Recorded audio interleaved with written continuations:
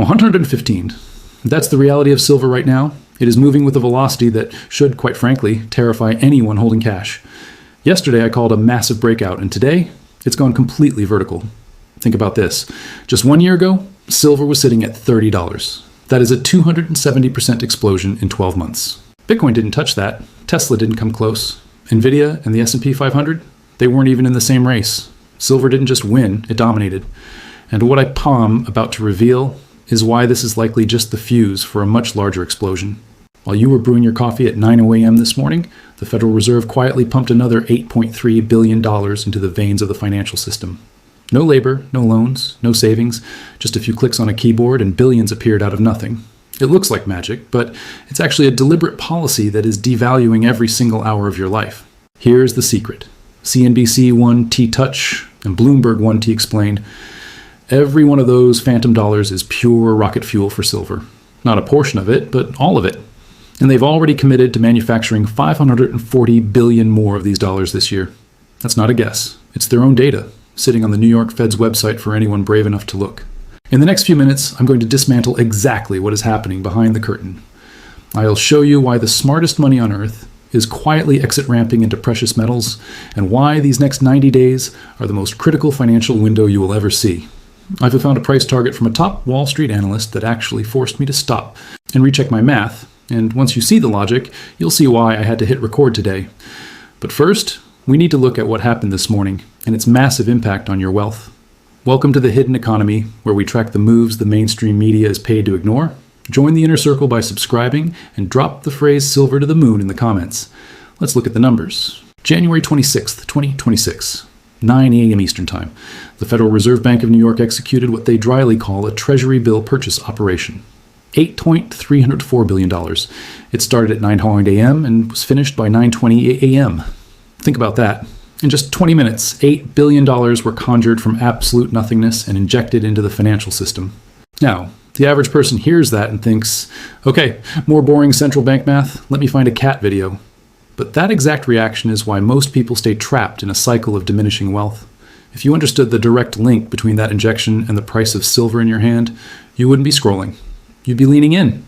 This isn't an isolated event. This is the third time they've done this since January 20th alone.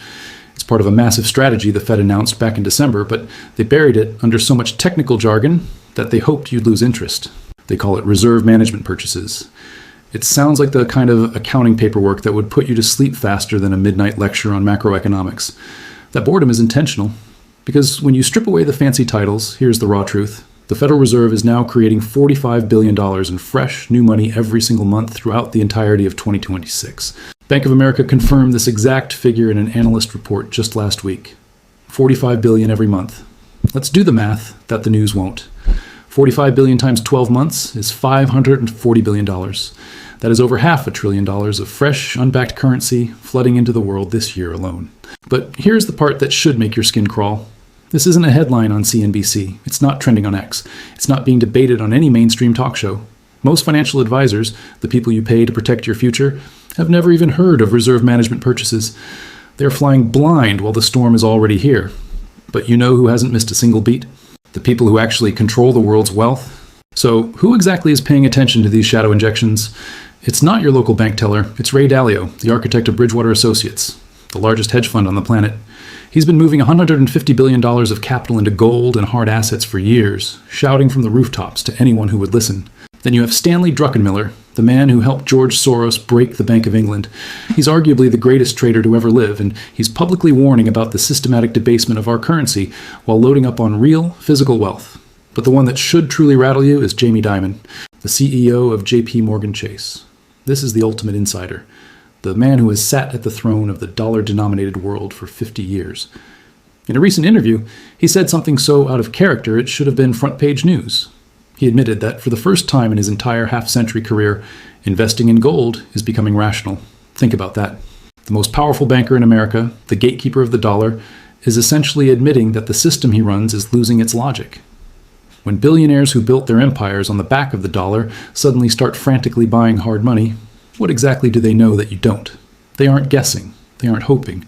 They are looking at the cold, hard math. And right now, that math is screaming a warning that we can no longer afford to ignore. Because when you look at the raw data of what has happened over the last 20 years, it reveals a pattern so massive it changes everything you thought you knew about your savings. Let me share a piece of financial archaeology that most people completely overlook. Between 2005 and today, the Federal Reserve's balance sheet exploded from $800 billion to $6.5 trillion. Let those numbers sink in for a moment. That is an 800% increase in 20 years. We have reached a point where a single unelected institution controls more than 20% of the entire American economy. Now, ask yourself, what did silver do during that same window? In 2005, silver was a forgotten $7 an ounce. Today, it's $115. That is a 1,500% gain. Silver didn't just keep pace with the printing press, it doubled the Fed's pace. This isn't a theory, it is a historical correlation that is staring us in the face. And the Fed just told us they are about to dump another $500 billion into the system. You do the math. But wait, it's not just about the big charts. Last week, I had a conversation that made this very real. I spoke with a physical coin dealer who has been in the trenches for over 30 years. He was there for the 2008 crash, the 2011 spike to $50, and the COVID chaos. He told me he's never seen anything like this. In December, his customers weren't just buying, they were pleading. They were offering 20% over the spot price just to get their hands on physical metal. Normal premiums are 5%. 20% is a signal of pure desperation. People are waking up to the reality of the money supply and they are scrambling for an exit. This leads to the most important insight of this entire video, the gold to silver ratio. It's a simple calculation, gold price divided by silver price. Historically, for hundreds of years, this ratio stays between 50 and 60. Right now, with gold at $500 and silver at $115, we are at 45 to 1. History is a brutal teacher, and it shows us that every time this ratio gets stretched, it snaps back with extreme violence. Look at 2011. The ratio crashed from 70 to 32, and silver nearly tripled in 14 months. Look at 2020. The ratio spiked to a record 155, then collapsed as silver doubled in record time. The spring is coiled tighter than ever before. Let's run the numbers that made me stop and stare at my screen. If gold stays exactly where it is and the ratio just returns to 30 to 1, a level it hits frequently, silver goes to 170. That is a 52% jump from here. If it hits 20 to 1, you are looking at 255. But here and that's the kicker. Gold isn't staying still.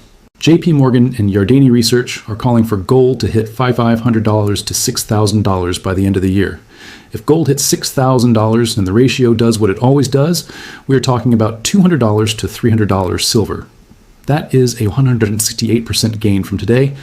S levels based on nothing but basic math and historical cycles. Now, I'm going to be blunt because someone has to be. If you're keeping your life savings in a bank account earning 4% while silver is delivering triple-digit returns, you aren't being safe. You're volunteering to get poor slowly. Your savings account is a slow bleed of purchasing power. While you feel secure with that 4%, silver holders just watch their ability to buy real things nearly triple in a year. I'm not saying you should be reckless, but having zero exposure to hard assets while the Fed prints $500 billion is the definition of irresponsible. But as wild as the price math is, the physical market is where things are truly starting to break. Don't just believe me, I want you to verify this yourself. Pause this video right now. Open a new tab and search for Comex Silver Inventory Chart 2026. Look at that cliff. That vertical drop is the sound of a system breaking. In June last year, Comex had 86 million ounces of registered silver. Today they are down to 28 million. That is 67% of the deliverable silver in the United States gone in just 7 months. But here's the insanity. While the metal is vanishing, the paper contracts are staying the same. There are currently 33 paper claims for every single real ounce of silver in those vaults. Imagine a concert venue that sold 33 tickets for every one seat in the house. What happens when the lights go down and everyone tries to sit at the same time? Absolute chaos. That's the silver market right now. And if you want proof of the desperation, look at lease rates. They just spiked to 8%. We haven't seen that since the 1970s. Why would an industrial giant pay 8% interest just to borrow silver? Because they can't find it to buy. Then, on January 1st, China dropped the hammer. They restricted silver exports, reclassifying it as a strategic material, the same status as rare earth metals used in missiles. China isn't just a player. They are the gatekeeper of the global refining supply chain, and they are closing the gates. Elon Musk saw it immediately, posting that this is not good for industrial processes. If the richest man on earth is worried about getting enough silver for Tesla and SpaceX, you should be too. Even the US Mint and the Royal Mint have effectively waved the white flag, suspending sales because they can't even price their own coins. This isn't just a shortage, it's a structural deficit. We've consumed 820 million ounces more than we have mined since 2021. And you can't just turn on a new silver mine. It takes a decade to build one. The buffer's gone, the supply chain has snapped, and the industrial demand from solar, EV, and AI is only accelerating. The math of the physical market is no longer a warning, it is a countdown. Now, let's talk about the clock. There is a 90-day window that almost nobody is tracking, and it ends in April. The Fed's current printing program is scheduled to run exactly through that month. $45 billion every 30 days, guaranteed. But in May, everything changes. Jerome Powell's term ends. A new chair, likely appointed by the Trump administration, takes the wheel. We are moving from a period of absolute predictability into a zone of total uncertainty. This is the last clear signal before the noise takes over. Some people will spend these 90 days researching and positioning their wealth. Others will spend them scrolling through Netflix. Which one are you? Look at what the world's central banks are doing. They have bought more gold and silver in the last 3 years than at any time in modern history. They are building a lifeboat while the ship is still floating. We are seeing price targets of $200 from major analysts, and if the paper market truly snaps, we could see $400. That's not a dream. It's the 1980 peak adjusted for the trillions of dollars printed since then. Back then, the Fed crushed the rally by raising rates to 20%. But today, with $38 trillion in national debt, they mathematically cannot do that. The interest payments alone would bankrupt the country. They are trapped. They have to print, and every dollar is fuel. I'm not a financial advisor. Silver is volatile. Prices can go down. Do your own work. But look at the facts. The Fed is printing, China is hoarding, and the inventory is vanishing. 5 years from now, you'll look back at this moment. You'll either say this was when you finally understood the game and changed your life, or you'll say you saw the signs but did nothing. The Fed made their move at 9 a.m. The question is, what is your move? Drop a silver rocket in the comments if you're ready. Subscribe to stay ahead of the media. The rocket is on the pad. I'll see you in the next one. Stay bullish.